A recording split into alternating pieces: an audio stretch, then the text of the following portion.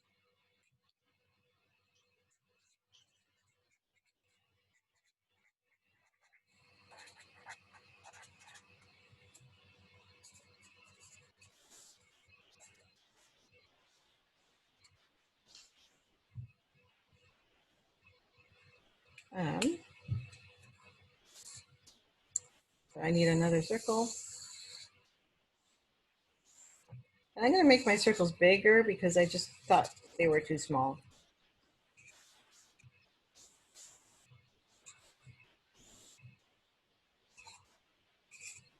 So we're gonna keep it in the same order when we do the light one.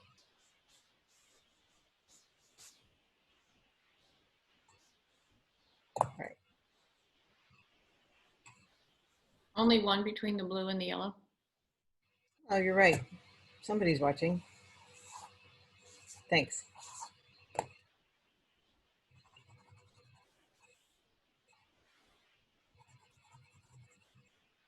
I kind of like, because colored pencils, because these pencils can do this, I kind of like just using up all the need for the blue and then changing colors.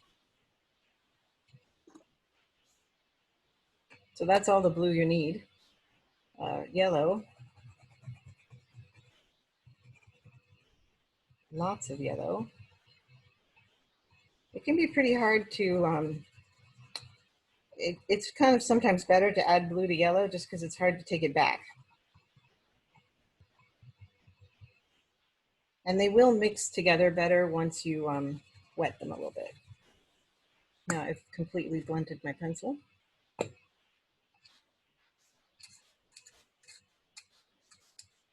we go. And let's see, I also missed a shape right here. A little bit over there. And then I'm on to the need for red. Just a little bit here, lots here, lots here, a little bit. Okay, I'm working too fast to talk.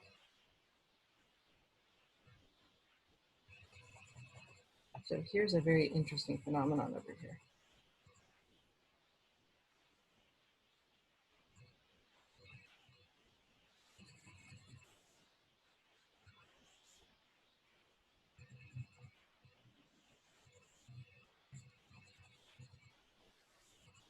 So in general, yellow is a really fragile color, and you should think when you use it to protect it. Because if I add too much red to this, it'll never, my color wheel won't balance. Okay.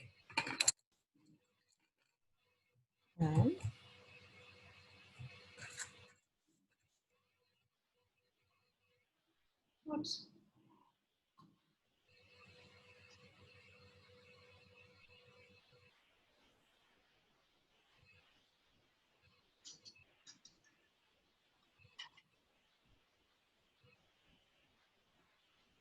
Everybody's happily drawing and painting away. So then just for those of you that are ready for this step, the next step is to just wet half of each circle. This is why we drew a line through the middle of each circle. Damn, I already painted all of them. Oh, that's all right. And then this is simply you can also see this effect on the homework sheet I'm gonna post. But see how when you wet the watercolors, they darken. And that is actually something that's very useful for doing this. Notice that each and every time I move petals, I wash my brush.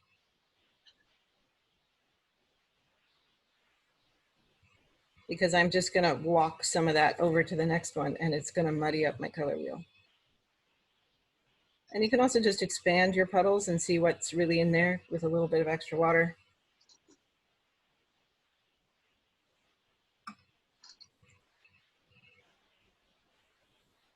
That one, and something you can also see is when you do this, you can realize, oh, I undersaturated that one, and it needs a little bit more dark blue. This one just needs a little bit more to actually appear yellow-green. There we go. So it's kind of a good time to go back and check and see if there's something that you felt you underdid. So notice how busy watercolor painting looks. And that is simply because there's an awful lot of dipping, washing, and painting. It's kind of dip, wash, paint, dip, wash, paint, dip, dab, paint.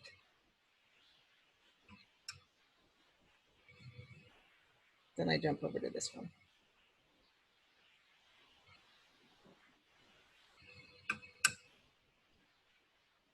So what happens when you melt or brush over watercolor pencils is all the little white spots in the paper are filled in.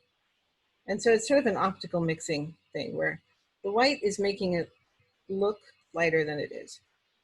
And when you melt the pigment, it just blends in all those little white spots. And so the whole thing looks darker. This one is sort of the most interesting one out here, and I'll talk about it when we come back together.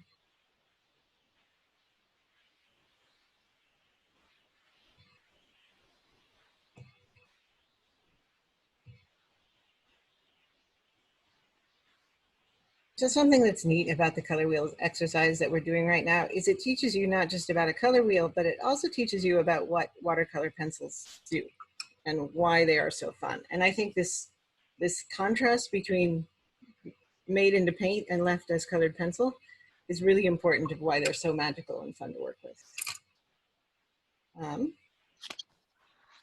There you have it. So now we could actually talk about the differences between these two color wheels and why the differences are important and how they can help you.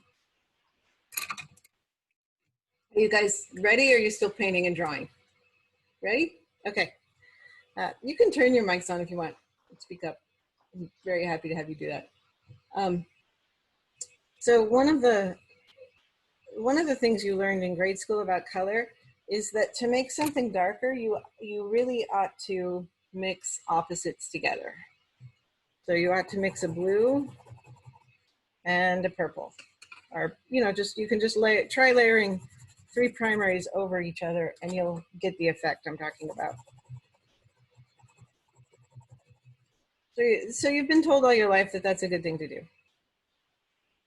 This one came out kind of brown or green, which means I need to add more red, and so on and so forth. But what's really powerful about the color wheel is that it has a couple of interesting features. One of which is that it has a light side and a dark side. Do this with a pencil. So the light side is kind of here.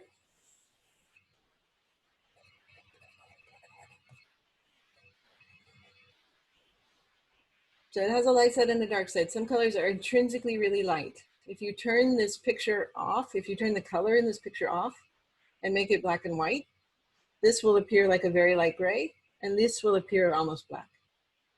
And that intrinsic value will help your color mixing so much. So this side is light, and this side is dark. Sorry, I'm writing and overwriting. Let me just switch to a pen. You have a light side and a dark side. Dark. And it kind of divides about right there, but you could quibble, it's somewhere else. You could also say like these 4 colors are even lighter, right? Something that's kind of fun to do is to take your 6 primaries and arrange them in value order. So arrange them as a color scale. Let me find my 6 primaries again. 1, 2, 3, 4, 5, 6. Okay. So the lightest one is your light yellow. Next one is dark yellow. These 2 are not very different, but they're different enough that I sort of care. Light blue. Let's see, let me arrange them in color order. What would be next? Light blue. Well, maybe the bright red is the next one. Bright red, light blue. Yeah, definitely. Dark red and dark blue. So if we were to turn the color off, we'd have a cute little grayscale there.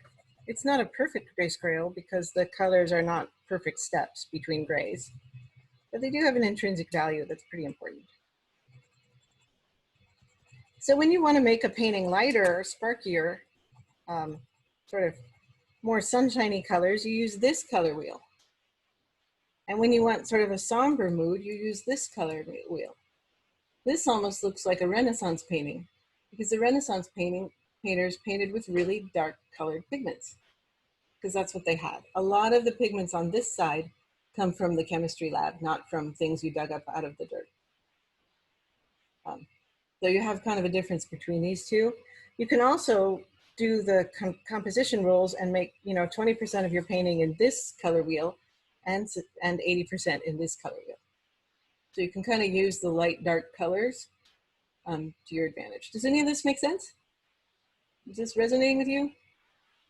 I'm not just babbling. Okay. So let's see. The other thing that's kind of important to talk about is the difference between complementary. Who knows what that is? Versus analogous.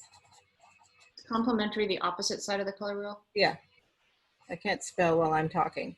But for instance, these two are complementary. They're literally directly across from each other on the color wheel. Whereas, like these three are analogous.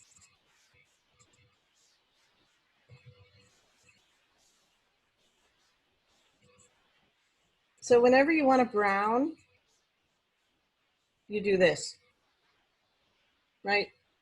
You mix red and green, or purple and yellow, or blue and orange, or just red, yellow, and blue. You'll get a brown like we did here. So this is red, yellow, blue. But notice that the ingredients you choose dictate what kind of a brown you get. I think I mixed with my light primaries, so now I'm going to mix with my dark primaries. So if you want a dark, you mix your dark red, your dark blue, and your dark yellow together to get a darker primary.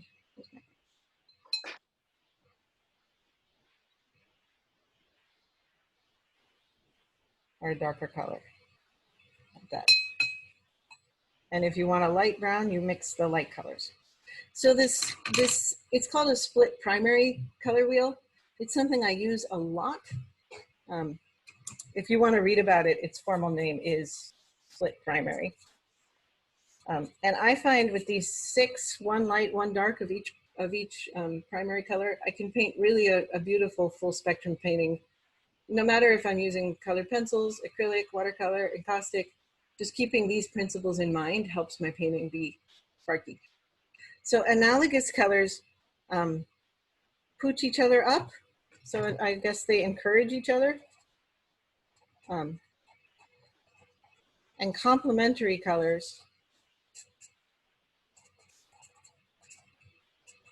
they dull each other. They make things neutral, which is, I don't mean that as a judgment term. I just mean it like if you want things to step down, to become brown, to become neutral, you use complementary colors. And if you want things to be sparky, lively, bright, vibrant, you use analogous colors.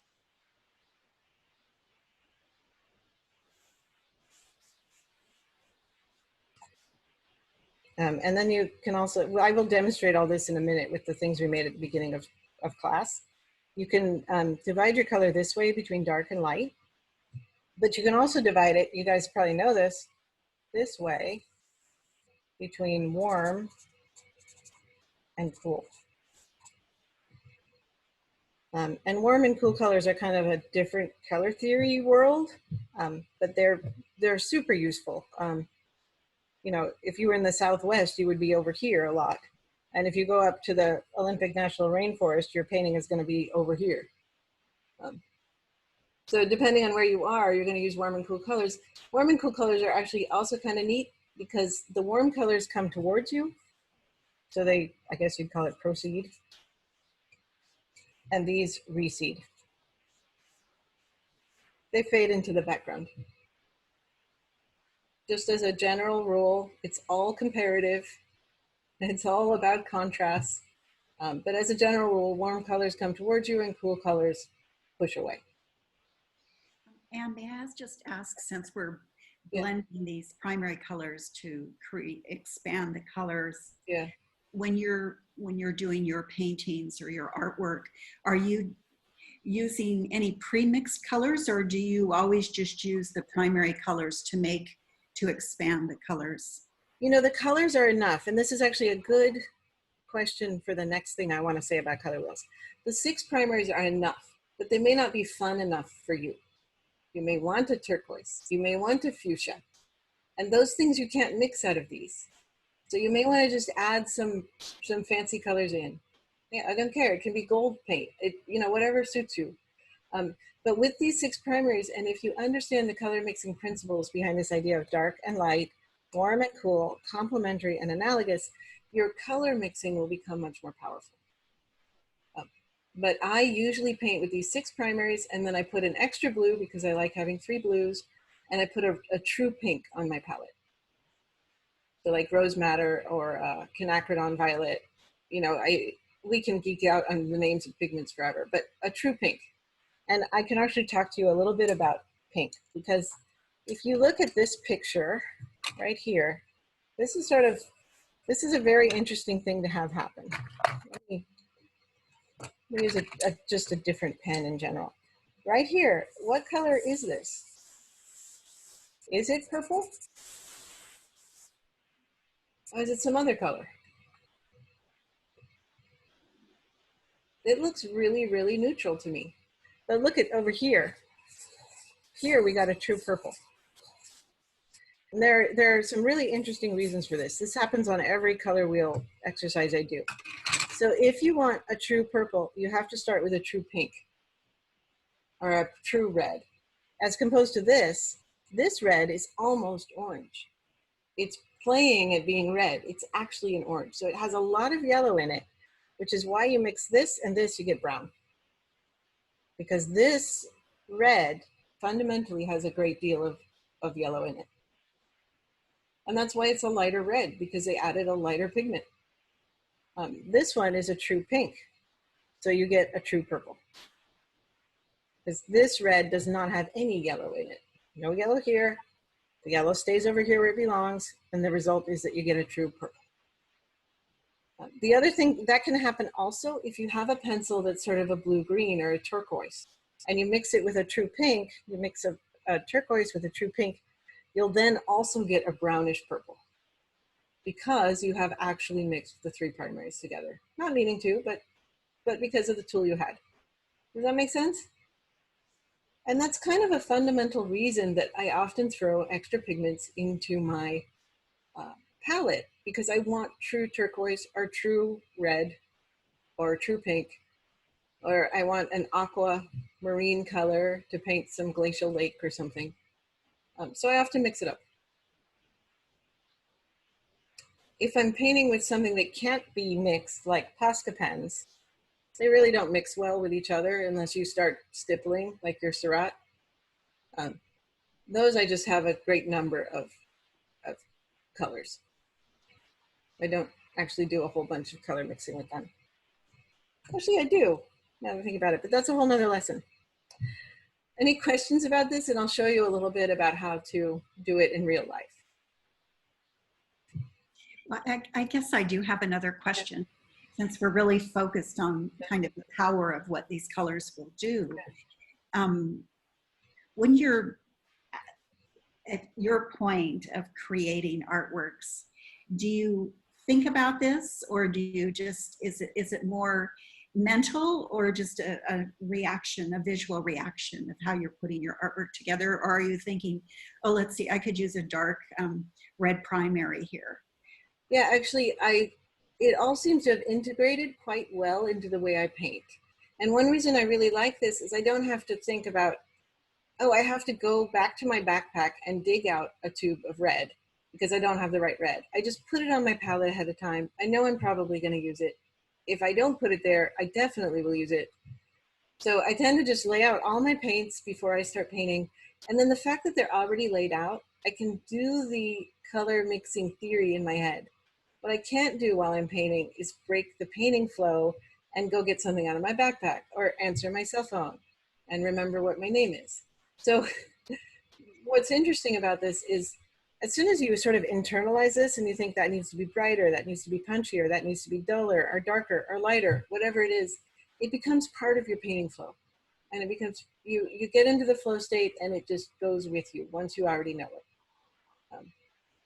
breaking the painting magic, breaking out of that art brain is sort of detrimental to the artwork. So what I tend to do is think intellectually for the first 10 minutes I'm painting. What am I going to do? What are the parameters of this painting? What colors will I use? Then I paint for an hour or 2 or 6. And then I close off the painting with what needs to be fixed. So I consciously start intellectually, enter creative mode, and then evaluate what I've done intellectually. So there's a period of time in every artwork where I really have let go of this is not right, or my ego is telling me things, or I'm not color mixing properly. I just make the artwork. That's it. Sounds like very good advice. It's very sound. A wonderful painter teacher, I took one workshop from him, and it was so helpful. And he described that, and I was like, wow, that's almost what I do. That means I'm just going to change over to doing what he says, because it sounds pretty natural to me. One thing you'll notice as you paint, that if somebody runs in and says, quick, what's your social security number? You literally won't be able to think of it, because your numbers brain is not connected to color mixing and artistic decisions. You'll have to literally stop, exit the state of flow that we're talking about here. I can post a neat book about flow and creative activities and the psychology of creativity. If you want to read it, it's a wonderful book. Let's see, as I say this kind of thing, I'm gonna make a note for me. That note makes sense. And it's actually really interesting to read, and it will help you observe your own art practice. Am I in flow? Is my ego quieted down and not making little back channel comments? You know, that it will really help you identify that state, and it will help your art.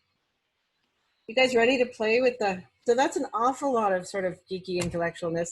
Does anybody have more questions about this rather scrambly lesson? I just have a question about media. I found these things at Target. What are they? Can you read it to me? They're watercolor, like crayons. Oh, wonderful. That sounds fun. And I just think they're fabulous. I've had a lot of fun with them, and I was just wondering if you have used them.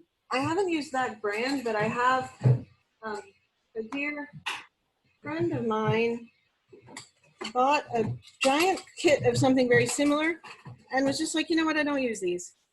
And so for the longest time, they were sitting at my studio at the art center where I usually teach, and my students would use them. But then when things closed down, I went and picked them up. So they're really fun to use, and they're just crayons that are, so for instance, here's a true pink. This is kind of nice because we can pull a few more pigments out. These put down a lot darker, a lot faster. Mm-hmm. So they're really beautiful to use. But see how that's true pink? That's hummingbird courgette. That's cosmos flowers. You can't mix that color with this orange. So you have to have something like that. Another kind of, sometimes I use a really beautiful, just pre-mixed green, but not often. I usually mix all my greens. And then this one is probably a true aqua. I often feel the need for a true aqua. However, I just took a giant mural-sized painting into a gallery, and they said, oh, we can't sell it. It has teal in it. And so I was like, okay, I didn't know that. They're like, yeah, we love teal paintings. We market teal paintings, but we never sell them. So I was like, interesting, good to know. So a true teal is something I kind of enjoy. But I don't really like teal as a color to wear or a color to look at or a color to hang in my house. So it tends to be an accent color in a picture that's sort of tilted in a different direction. Some people love teal and they could look at it all day long. So these other pigments are super fun. One of the things that's often on my palette is a really bright, beautiful, like cobalt blue or cerulean blue. Yeah, if color theory is your gig, I'll also post this book. This is my painting textbook. And if you just love thinking about and talking about this stuff, her chapter on color theory is brilliant. And if you want another color lesson, I'll just teach more of it. But I really love what she has to say about color. So I'll post that as well. The library has this book, so you can check it out. I'm also sort of single-handedly trying to keep Books Inc. in business. So I tend to just buy all my books right now. What's the name of it? It's called Daily Painting, and it's by, she has a wonderful name. Her last name is Marine, like ocean. And she has a wonderful blog, and she has a really interesting business model for her art life. You can look at her website and stuff. She's really done something very different from what everybody else has done. And I kind of like that about her. All right, so you guys want to switch back to sort of, we're kind of running out of time, so maybe we go back to sort of fun mode. I think class should be super fun. And I have these three sort of started up small.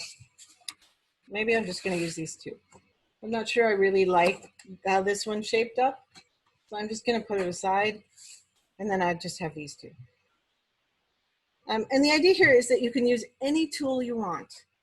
And what I had in mind is that you would just add on to these with some of the color principles we've been talking about. So they're both fairly analogous, although this one became red, yellow, blue pretty fast. But you can tilt it back the other way.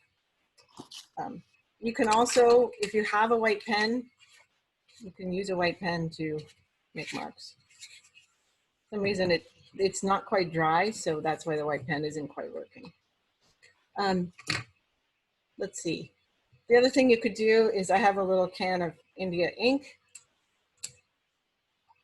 The other thing you could do is just like go back to last week and think about what could you do with a line. Does it fade? Does it trace the accidental shapes? Does it break them? You can draw with a pen, a pencil. Maybe what this actually is sort of a, who's that guy? This is really sort of fantastical, kind of a post-impressionist.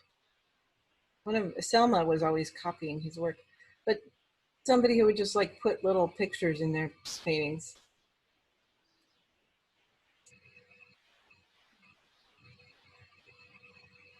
You know, just sort of bring back the doodle element. Or maybe you hate that, like I kind of do. The India ink is water soluble, so off we go.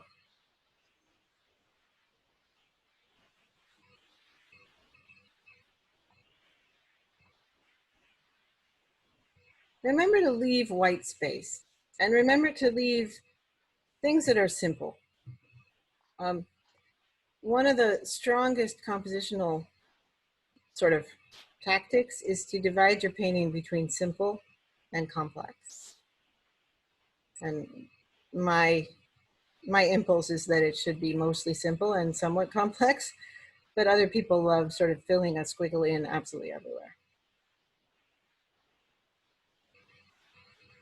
And essentially what I'm doing is both of these little sort of pre-wash paintings are extraordinarily high key, right? Just because of the tool I used to make them.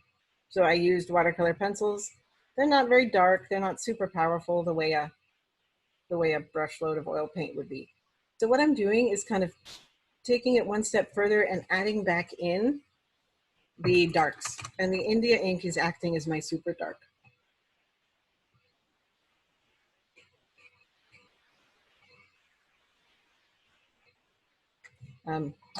The other thing you can use is just like felt tip markers. Felt tip marker. And just see what kind of marks it calls for. That one's not powerful enough. This one. I kind of like these sort of up and down lines.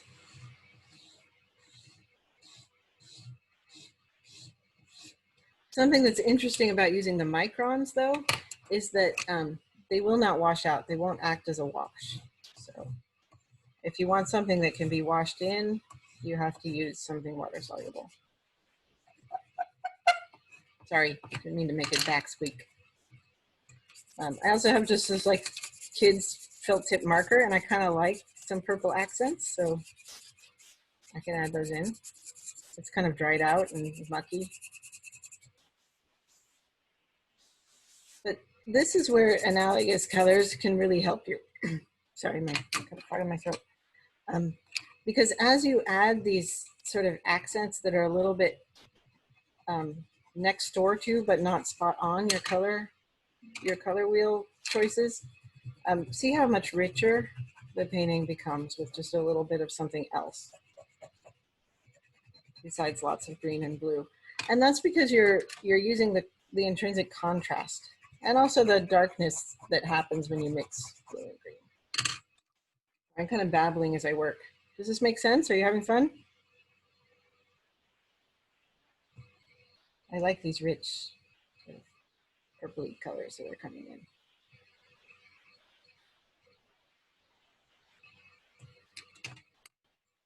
So this process is meant to be iterative, and it's meant to be, you know, very sort of free from an expectation that it will look like something, that it will be your abstract voice, that you will now,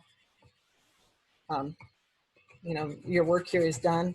It has to more be approached with a sense of what if, and what happens if I do this? Something you may find is that it's important, you can even set a timer for yourself and say, I'm gonna work on this thing for 10 minutes, and then I'm gonna set it aside. Because I find that something that happens in my abstract painting life is I often overdo it. And maybe you can just not overdo it. But the other thing you can do is say, that's enough for now. When I talk to abstract painters who are really successful, they all say, oh, paintings sit in my studio for 6 months and I work on them 50 times, even if it's something like this.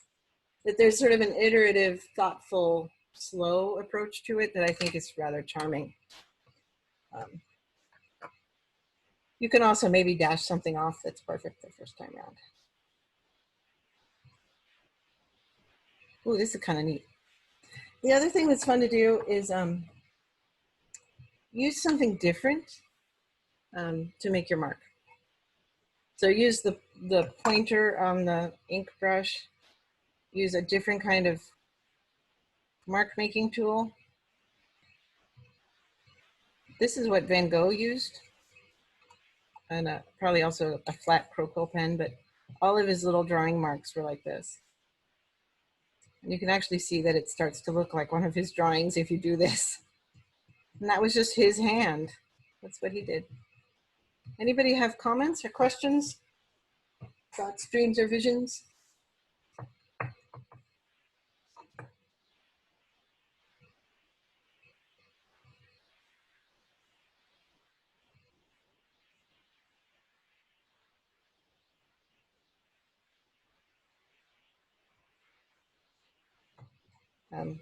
And you don't have to use any sort of special tool. You can also just dunk a pencil into your ink and use it to write this.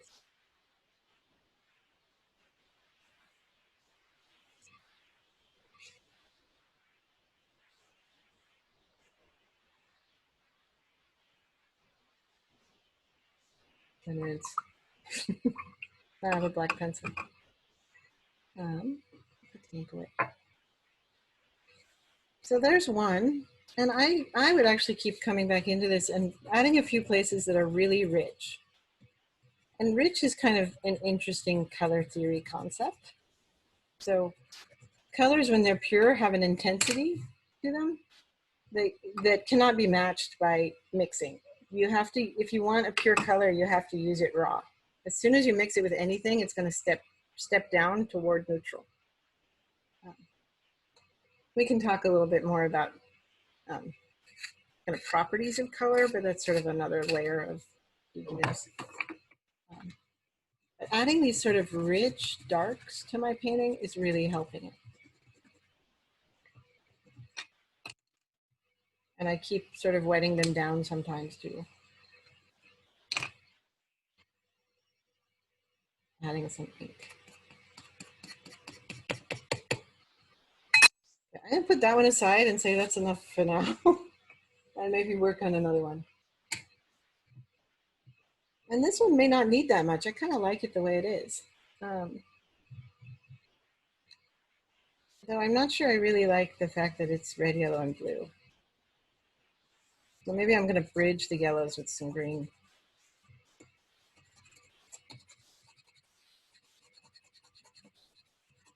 but it will turn it brown if I mix all three of them together too much. I'll get browns.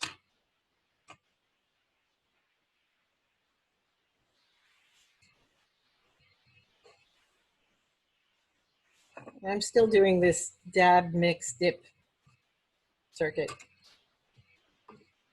It's kind of fun to watercolor paint to like Baroque music or swing dance music because it sort of suits the rhythm of the dab, mix, dip paint cycle.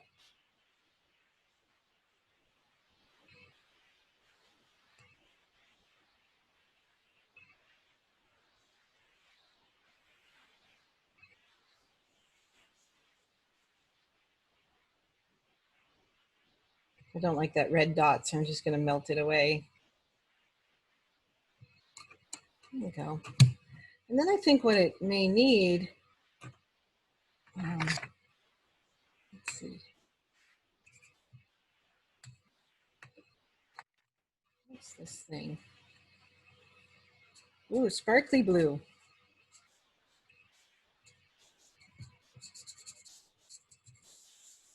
It's like iridescent blue. My kids have a lot of art supplies. Some of them are weirder than others. Also, ballpoint pen. What do we think of ballpoint pen? Not bad. Oh, ballpoint pen mixes into the water as you use it.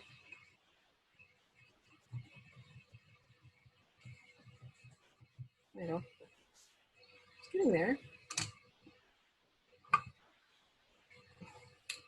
Anybody have any ideas or thoughts on this stuff? Is it fun?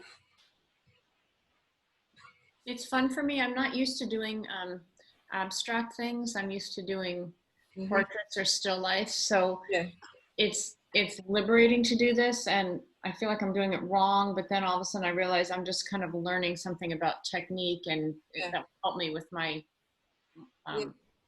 realistic stuff. Yeah, and I also think it sort of expands, it kind of expands your knowledge of what your medium can do. These sort of rich spots, see how they really help the painting, and the rest of the painting looks very flat. So then you're like, okay, so let's make that even more so. Let's add some richness. Something that's kind of neat about the watercolor pencils is you can use them in a puddle of water and they just sort of melt into it and sort of auto wash themselves.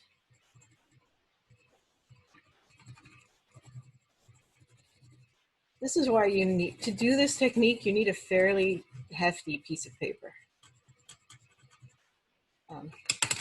Because I keep sort of scrubbing over it and then drawing on top of it. And so a really light piece of paper is just going to dissolve under the treatment I'm giving it.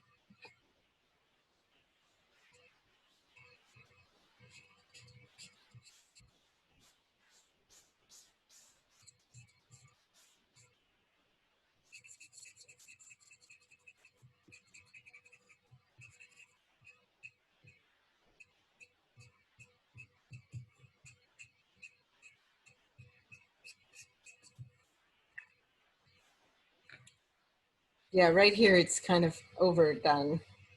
So I'd have to let it dry all the way or dab off some of the paint if I want to work on it some more.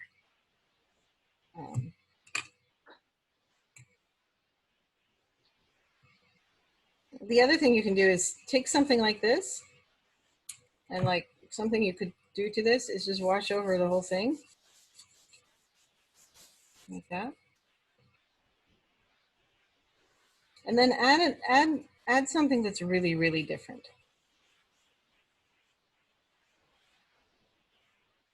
So I just sort of flattened the whole thing. You could add, like you could sheet away or glue on something different like that. You could actually become part of the picture. Sometimes you can use these as sort of backgrounds for collaging. I'm just using Post-it notes, which I wouldn't usually use. But you can add other elements right on top. What I might do that I can do just right now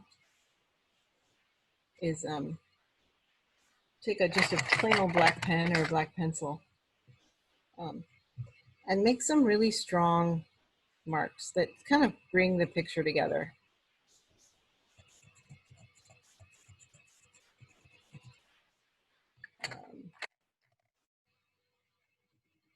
not that. I keep reaching out for another tool and seeing. Part of it is it's really wet and I would ordinarily change tools. Let's see. Back to my India ink, which can pretty much do anything anytime I want it to. One thing that's neat about the India ink is because it's water soluble, it can act as a watercolor element.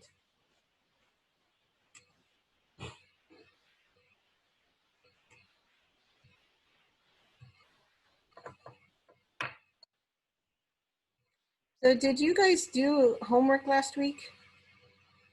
Did people submit homework? Does anyone want to do a little homework review? I like the dark, the super darks that are coming in here.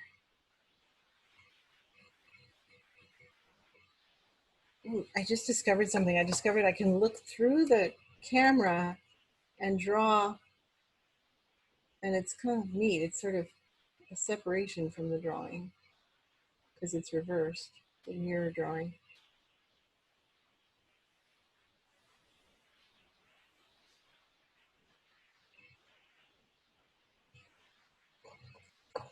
I have a friend who's a realist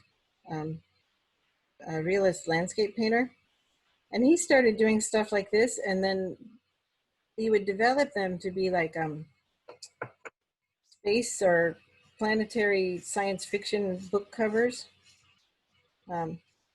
where he took an abstract idea and then started to make it look like just a different world. And that's kind of what this is looking like to me, like some built structure on a different planet.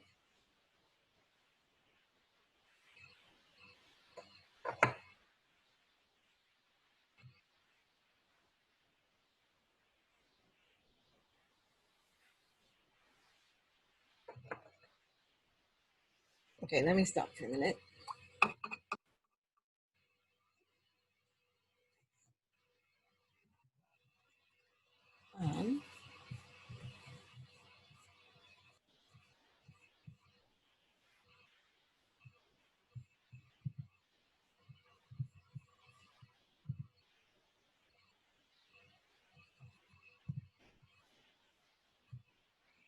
And I have a question. Mm-hmm. You know, the idea of playing with abstraction is so freeing. Yeah. But I just feel like I have a limited number of marks in my repertoire. Oh, okay.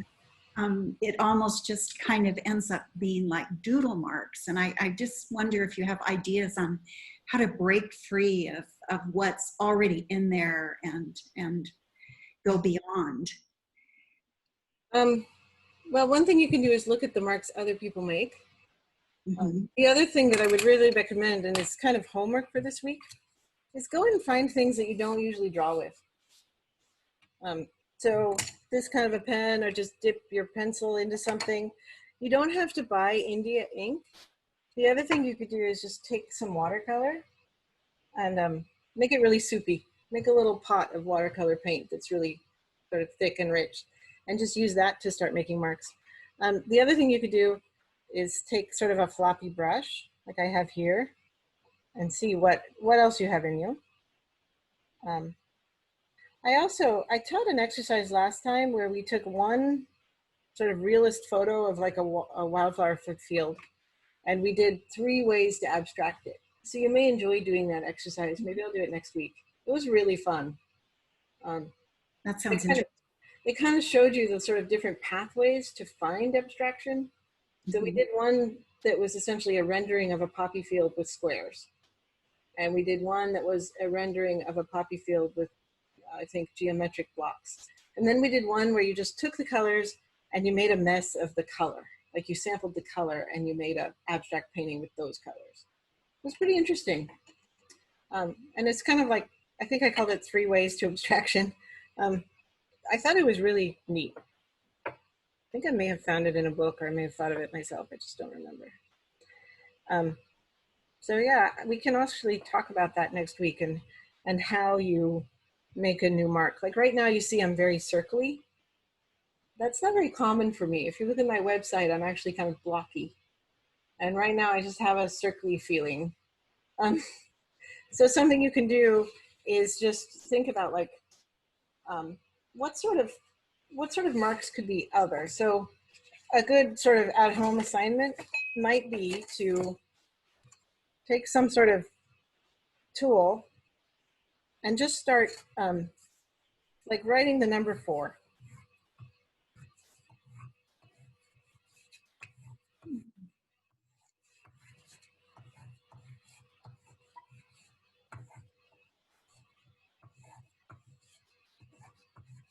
So see how an abstract design has developed?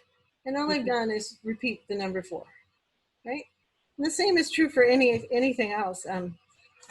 One person I follow on Instagram, I think I posted him in the Google Classroom, but something he was doing for the longest time is taking a simple word like freedom.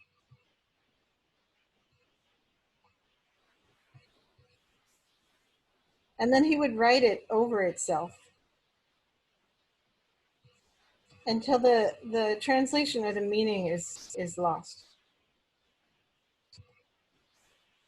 And if you examine his pottery really carefully, you will see that they literally often have words in them.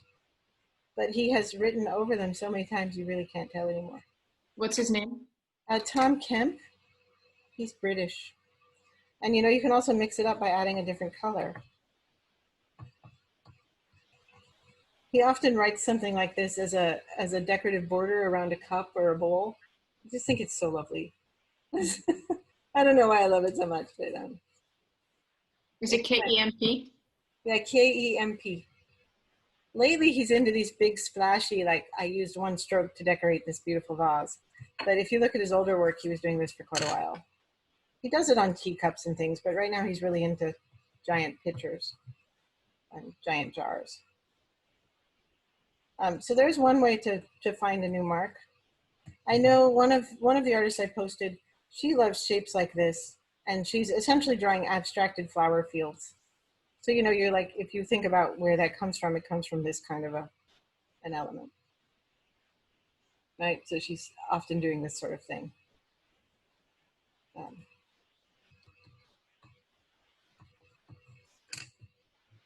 So, you know, this is kind of the fundamental question of this class is, where does abstraction come from?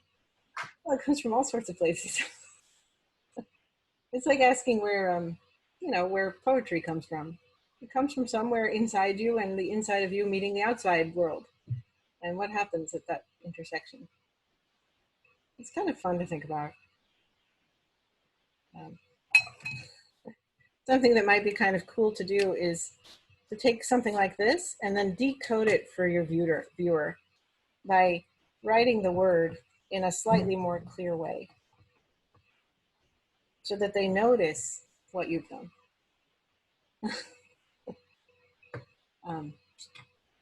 So that's kind of fun. I love Tom Kemp's work. Something that's neat about him is if you look at his website, he's linked to his Instagram account on his website. And he often writes something very poetic about his art process. I really enjoy reading his writing as well. So, and then I'll post the stuff about flow and Carol Marine's book. I often at the end of class, I ask people, what did I say I would do? So if there's something I've forgotten that you're interested in, let me know. And I'll post those things up for you. And I'll also post the recording of this video. I usually make a slideshow as well of anything I've made during class, including if I altered it after class, I'll post the update as well, so you can see where it went. Anything else?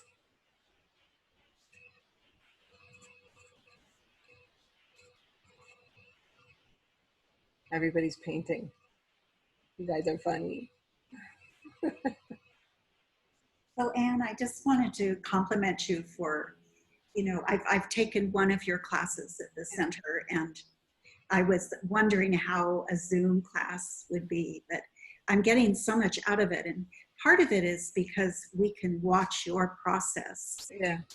line by line. When we're all in the class gathered around the table, we can see bits and pieces of it over others' heads, sort of thing. So to see up close what you're doing, and just, you know, the movement of your hand and the pace and everything, it's really enlightening. I'm And glad it's helpful. I'm just finding this medium of Zooming an art class to be very effective. And yeah, I'm kind of wondering if we could bring it back into the studio. And like, I have been to workshops where there's a camera on the teacher's palette and on the teacher's painting, and then the camera is projected to a monitor. You can see what's going on very clearly. That tends to be when there's like 500 people in a lecture room. Not in sort of the intimacy of the studio, but it works really well. I always enjoy doing it, enjoy being in the audience of those classes. Because something I do that I didn't really realize when I was a beginner is I literally watch painters. How do they hold the brush? What do they mix first? How do they protect the vibrancy of their color? What's their process of dip, dab, paint? You know, what's their rhythm for keeping the paint clean? That kind of thing is really useful to actually watch. It gives you that that sense of what the craft of it really is. Because looking at the final result is not understanding how they made it. exactly.